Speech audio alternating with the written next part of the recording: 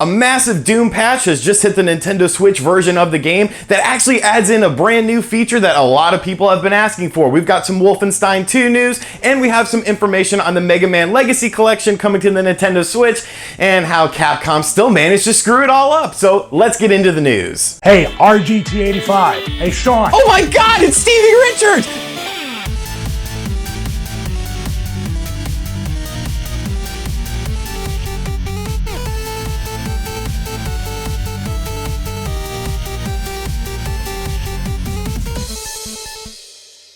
So you guys know one of my favorite games to play on the Nintendo Switch is Doom. I had it on the PS4, I still have it on the PS4, I love it on the PS4, but the Switch version was just so much fun because you could take it with you wherever you go. Unfortunately, the game did have a few bugs that made it out of testing that they didn't notice. There was a really weird sound bug that a lot of people had been reporting where it would just go and it was really loud, and funnily enough, as much as I've played that game, I haven't really experienced it until like the past couple days, and I was like, oh wow, that is pretty annoying. But a big patch just hit the Nintendo Switch eShop for Doom. I actually just downloaded it and checked it out. Now, there are no full patch notes available, so everything right now is pretty much just finding it out on your own. But the sound bug has been fixed, so that's super cool as well. I can't really tell if there's anything been done to like the portable resolution of the game. I haven't played it quite enough to be able to make a solid guess as to what that does. But one of the big things they added was something that people had been talking about for a while. Now, you guys know I'm not too big on motion controls,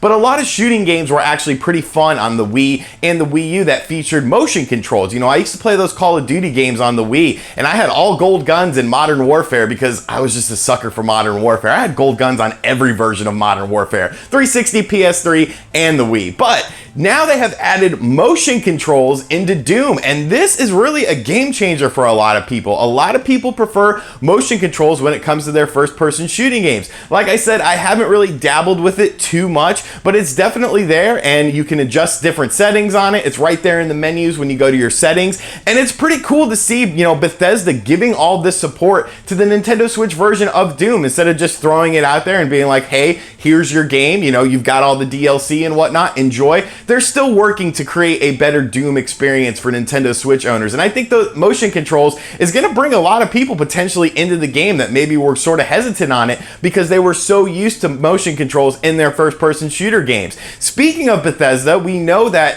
Wolfenstein 2 is coming to the Nintendo Switch sometime this spring, but we haven't heard anything really about it. We haven't seen anything about it. There's been no promotional materials, nothing. But all of a sudden, a GameStop in Arizona has put up a pre-order thing for the Nintendo Switch version of Wolfenstein 2. So more than likely, we will be hearing some information on the Nintendo Switch version of this game very, very soon. Probably getting a release date very soon as well. They've sort of done stealth release dates with their stuff. You look at Rocket League, which was done by Panic Button. You look at Doom, which was done by Panic Button. And you look at Wolfenstein, which is done by Panic Button. And those two aforementioned games that have already released on the Nintendo Switch did have sort of stealth release dates. So I could foresee this coming in probably a month or two to the Nintendo Switch. I did not check out Wolfenstein 2 on other platforms. I kind of was waiting for the Switch version of the game. So I'm very excited to see, how they managed to make the Wolfenstein 2 Switch version, because you got to remember with Doom, you have to factor in the whole multiplayer aspect, the whole online aspect of the game. With Wolfenstein, there is no multiplayer aspect. There is no online aspect. So all of the resources can go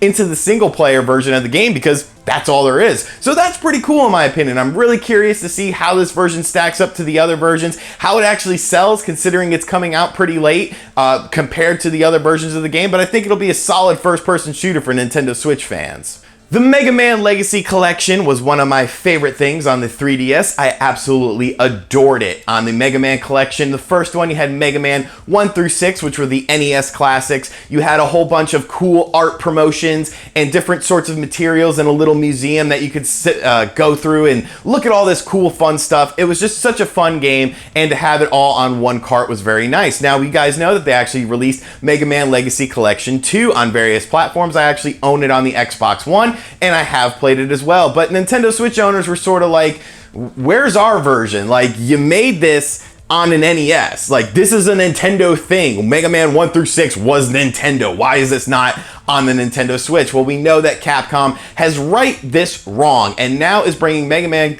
Legacy Collection 1 and 2 to the Nintendo Switch, and we finally have a release date for that. So on May 22nd, you will be able to pick up the Mega Man Legacy Collection 1 and 2 for the Nintendo Switch. Now, Mega Man Legacy 1 Collection will be available for $14.99 in the Nintendo Switch eShop. Mega Man Legacy Collection 2 will be available for $19.99. Now, what's nice about this is there are Switch-specific features in this. If you use a Mega Man amiibo, you can unlock additional challenges, which is pretty cool in my opinion. I like that little extra incentive to get a Mega Man amiibo because it's a cool looking design as well. Now, the pricing is fine. $15 for Legacy Collection 1, $20 for Legacy Collection 2. Now, there is a physical version of the game. And Capcom, you messed it up! How did you manage to do this? This is so stupid. So we know with games like Resident Evil Revelations 1 and 2, okay, those are pretty big games. I can understand needing to have to download Resident Evil Revelations 2. But Mega Man Legacy Collection, this is a collection of games. This is a collection of retro games. I know how big these file sizes are when you download the ROM. But no. If you buy the physical version of Mega Man Legacy Collection 1 and 2, which is $39.99, that means it is $40, so it's more expensive to go this route. I guess they don't want people to do this. It's an extra $5, but I digress. I understand there's packaging materials and stuff, and you're using an average cart size, right? You're using a decent cart size? No. You get Mega Man Legacy Collection 1 on the cartridge. Mega Man Legacy Collection 2 is download only. Why? Why would you do this? These are not big games. This is the most insane budget cut of all time. Like, I don't understand it. You have games like Super Mario Odyssey, Legend of Zelda Breath of the Wild, Skyrim, all on a single cartridge. Payday 2, which comes out this week in the European eShop, is all on a single cartridge. Payday 2. Like, this just blows my mind that a small collection of retro games is now regulated to having to download the second collection of it. Like, there's no excuse for this, Capcom. I appreciate the effort that you are trying to exuberate. I appreciate the fact that you are bringing this to the Nintendo Switch, because that's pretty cool, but you're doing it in the wrong way. If you're doing a physical collection, put everything on the cartridge. These are not big games. Oh God, things like this just drive me absolutely insane. But speaking of insane, we have one more thing to talk about very briefly, and that is the possibility of the Crash Insane trilogy coming to the Nintendo Switch. Now, we heard about this rumor probably a week or two ago that there was a potential thing for it. A couple listings popped up, and now it seems like more and more listings are popping up for this game. It's pretty much one of the worst kept secrets in video games that the Crash Insane trilogy, which released on the PS4 as a timed exclusive, is now coming to the Nintendo Switch. Now, this is pretty cool in my opinion.